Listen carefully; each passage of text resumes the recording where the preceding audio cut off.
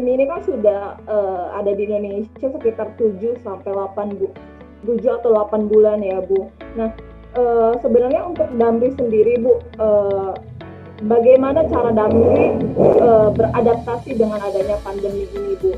Ketika itu pertama kali apa yang dilakukan oleh Damri?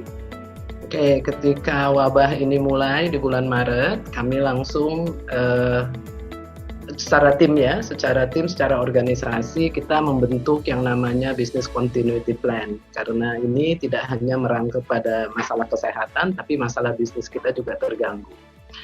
Nah, dari situ kita mulai pembentukan tim sederhana awalnya. Jadi kita sebutnya Satgas COVID Safe. Jadi kita sudah bikin Satgas COVID Safe di awal. Itu dari semua, karena kita ada cabang, jadi semua pimpinan cabang dari kantor pusat, saya selalu ikut di situ. Pertama kali ya kita, karena pengetahuan kita tentang COVID kan belum terlalu banyak waktu itu. Jadi yang kita lakukan, yang kita tahu saja bahwa kita harus memakai masker, terus hidup sehat, karena informasi banyak sekali tentang COVID waktu itu. Beruntungnya kami terus, karena kami bagian dari BUMN juga membentuk satuan tugas untuk seluruh BUMN. Jadi ada keseragaman yang harus kami lakukan sesuai dengan ketentuan BUMN, tapi secara setempat kita masing-masing langsung membentuk protokol kesehatan. Jadi protokol kesehatan kita sesuai dengan bisnis kita sendiri, karena kami transportasi darat ya, dari mulai ujung ke ujung itu kita pikirkan.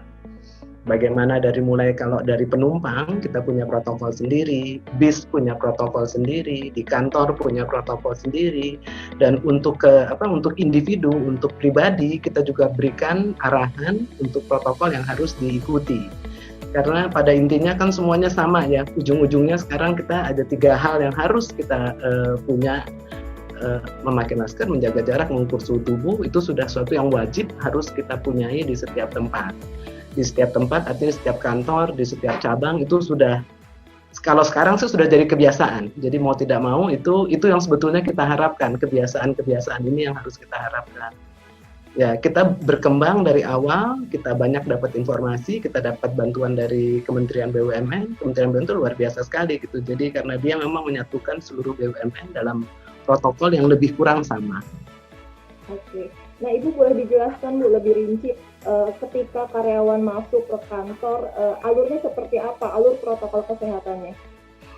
Kita malah berpikir lebih jauh dari mereka sebelum ke kantor. Jadi sebelum ke kantor, perkembangannya kan transportasi juga sangat terbatas ya untuk mereka.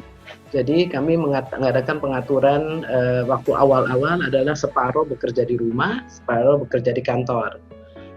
Transportasi terus ada kesulitan, kami mengatur jam kerja juga. Jadi kita bikin shift yang datang lebih pagi, yang datang siangan, tapi jumlahnya waktu itu baru separuh-separuh. Nah, dalam perkembangannya kan jadi lebih kecil lagi ya, menjadi sekarang 25%. Tapi yang kita bekali dari rumah adalah mempersiapkan untuk keperluan pribadi mereka.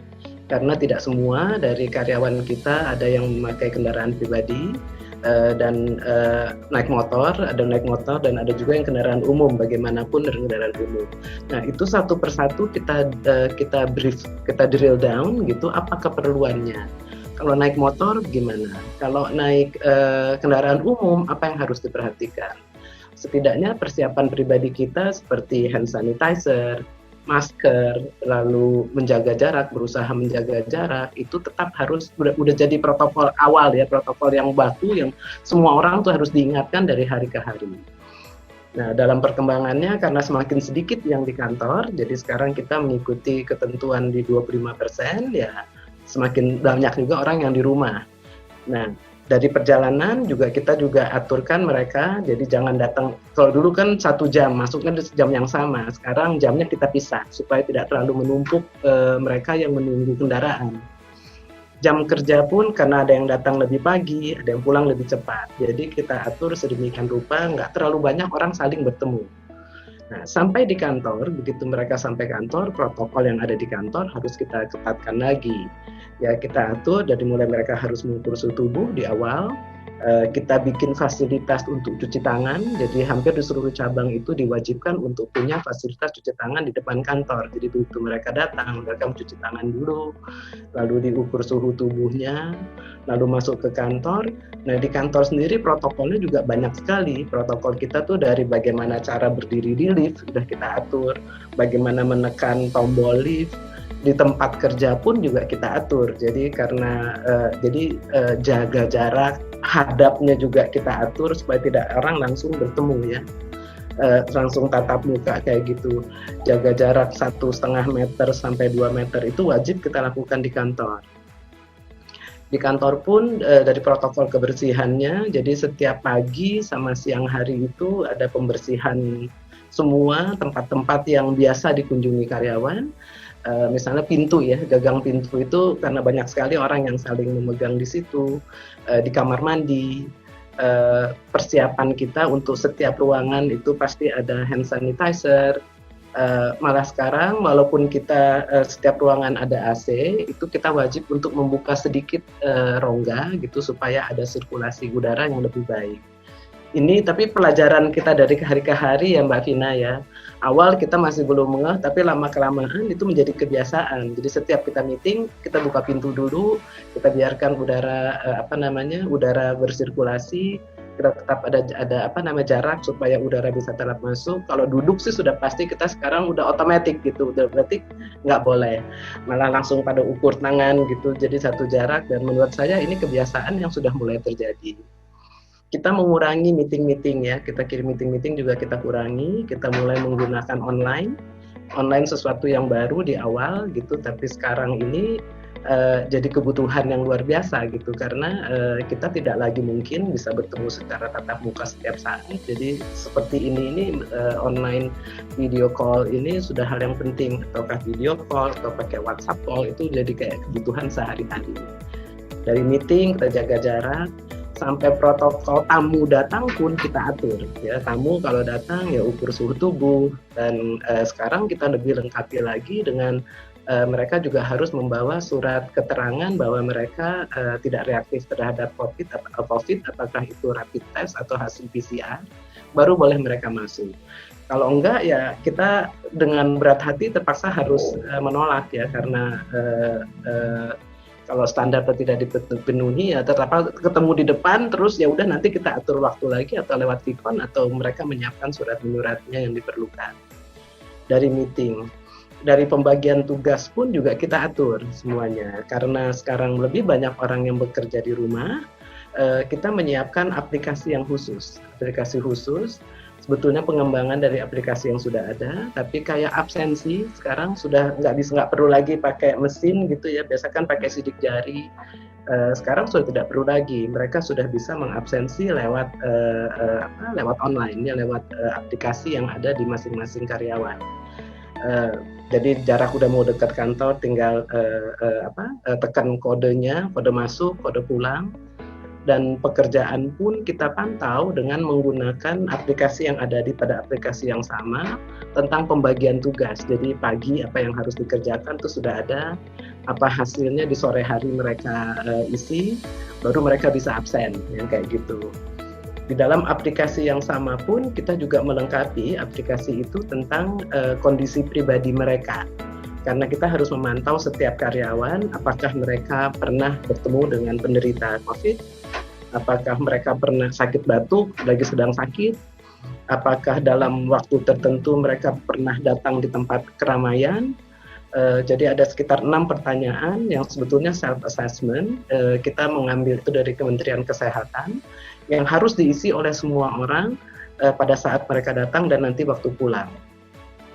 Jadi dari aplikasi itu kita bisa mulai pantau duluan, Mbak. Jadi kalau yang udah ada aplikasinya kita bisa lihat, oh orang ini sakit, itu biasanya kita ada tim khusus, tim sehat kita bilang, yang memantau karyawan yang sakit, karyawan yang tidak masuk karena sakit, karena mereka kan ada kasih alasan ya di aplikasi kita namanya by the way My Damri.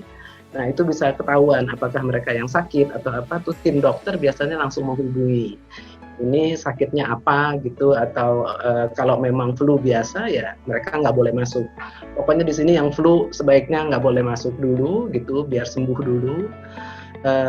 Itu dalam pekerjaan ya. Lalu kalau dalam meeting tadi sudah dikatakan semua kita sudah jadi kebiasaan sekarang meeting menggunakan online. Di dalam kendaraan pun kita mengaturnya dengan lebih rinci lagi dari bagaimana ulang dulu, di kantor itu mekanisme pembersihannya hanya tidak harian. Harian kita lakukan 2 kali sehari, tetapi secara tiap minggu kita mendisinfektasi kantor. Jadi kantor didisinfektan semuanya sehingga ada rasa nyaman juga dari pekerja kita bahwa kantornya sudah dibersihkan gitu. Nah di bis pun juga begitu, kita merinci dari detail Mbak, dari mulai bisnya mau jalan, bisnya ada penumpangnya, sampai kembali ke tempat mereka di poolnya masing-masing, protokol kesehatannya ada masing-masing. Jadi bagaimana menghadapi penumpang, tetap ukur suhu tubuh, kursinya juga kita jarakkan, kita buat berjarak. Kalau Mbak yang sering lihat di media kan kursi bis sekarang disilang-silang ya. Tempat tunggunya pun juga kita atur. Pasti ada tempat cuci tangan, masker kalau orang awal-awal kan masih banyak yang belum terbiasa pakai masker, kita siapkan masker. Kepada karyawan juga kita bagikan di awal, tapi sekarang kan masker sudah lebih gampang ya tersedia, dan macam ragamnya juga banyak yang lucu-lucu, jadi udah kayak modis gitu kalau anak-anak pakai masker di kantor. Jadi dari ujung ke ujung protokolnya semua kami siapkan, jadi tim Satgas kami menyusun, kami sosialisasikan ke semua orang, dan kami pun memantau. Jadi kita ada regular meeting juga, regular dengan semua cabang, untuk memastikannya, ada laporan yang mereka harus juga berikan ke kita. Mingguan itu kita kumpulkan, jadi kita bisa mendapat data-data yang tentang kondisi spesifik yang ada di kantor. Itu sih kalau protokol itu dari yang sangat sederhana sekarang menjadi sangat bukan kompleks ya, tapi menjaga lebih lengkap, sangat lengkap, dan kita mencoba memitigasi semua kemungkinan di mana penyakit ini bisa mempengaruhi karyawan atau terutama pelanggan kita ya Mbak.